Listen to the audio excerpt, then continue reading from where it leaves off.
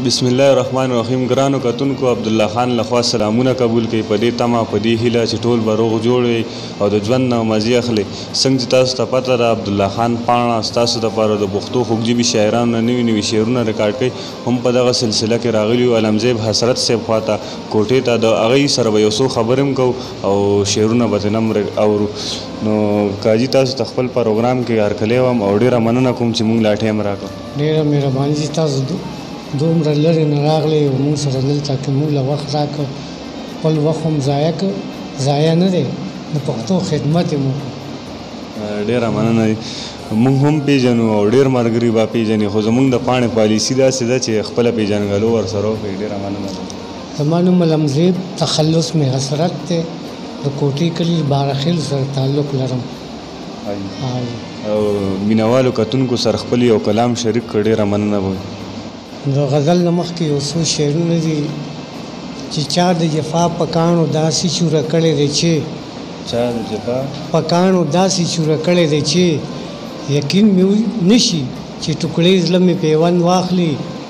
او نن راته شیخ وکړه په غوږ کې یو دراز خبره، وکړه په غوږ کې یو دراز خبره، زړه به دې روغ شي که د سرو لبانو خوند واخلي. دا د غزل یو څو شعرونه دي چې ریزه ریزه مې شو ارمان د ستمګر کوڅه کې، ریزه ریزه مې شو ارمان د ستمګر کوڅه کې، ریخي ریخي مې شو ګریوان د ستمګر کوڅه کې. او لکه د ګل زما ځواني په دوړېدلو راغله، لکه د ګل زما ځواني په دوړېدلو راغله، داسې په ما راغې خزان د ستمګر کوڅه کې. او سیلاب د اوښکو مې کوڅې د خپل اشنا کړې خړوب، سیلاب د اوښکو مې کوڅې د خپل اشنا کړې خړوب، زمې د سترګو نه باران د ستمګر کوڅه کې. او په هر نظر کې مې د مینې قاتلان ښکارېدل، په هر نظر کې مې د مینې قاتلان ښکارېدل، چې غړول به مې چشمان د ستمګر کوڅه کې. او لا خو مرام ته د خپل ژوند زه رسېدلی نوم، لا خو مرام ته د خپل ژوند زه رسېدلی نوم، لوټ چې د زړه مې شو کاروان د ستمګر کوڅه کې. او د یو دیدن په خاطر خیر د که په دارو خیجم، د یو دیدن په خاطر خیر د که په دار وخیجم، ښکارېږي دا راته ارزان د ستمګر کوڅه کې. او څنګ په کلار کې نم ملګرو راته مو وایي دا زما، څنګ په کلار کې نم ملګرو راته مو وایي دا زما د فن د سود او زیان په د ستمګر کوڅه کې. او دا لیونۍ جذبې زما د سړېدلو نه دي، د سړېدلو نه دي. او ورزم کوي نه نقصان د ستمګر کوڅه کې. او ملګرو زه خو د زړه درد د مسیحا لټوم، ملګرو زه خو د زړه درد له مسیحا لټوم، د غل په ما کوي ګمان د ستمګر کوڅه کې. او کپس له یار دا کپس له مرګه یار زما په مزار ګدي ګلونه، کپس له مرګه یار زما په مزار ګدي ګلونه، په وینو سور به کمزان د ستمګر کوڅه کې. او خیر دې که غشي د ستم یې د هر لوري راځي، د ستم یې د هر لوري راځي. او ګور مزان له یو مکان د ستمګر کوڅه کې. او ما لمزې بسرت خاموش که خپل آواز د زړګي، چې غوسوي راله زبان د ستمګر کوڅه کې. ګرانو کتونکو، تاسو د علمزیب حسرت صاحب کلامونه واورېدو، نو امید د تاسو به ترېنه ډېر خوندونه مزې اخیستي. نو په دغه یو کلام ونه پرېږدم، غواړم چې مینهوالو سره یو بل کلام هم شریک کړي. ډېره مننه.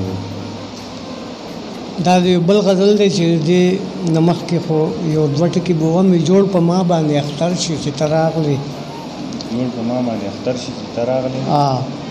غم د زړه نه مې بهر شو چې ته راغلې.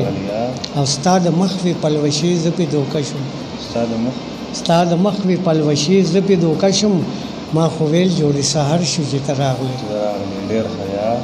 او دا د غزل یو څو شعرونه دي چې علم دا مې قتلولو ته څه چل جوړېږي، د یار کوڅه کې ما د پاره چې مقتل جوړېږي.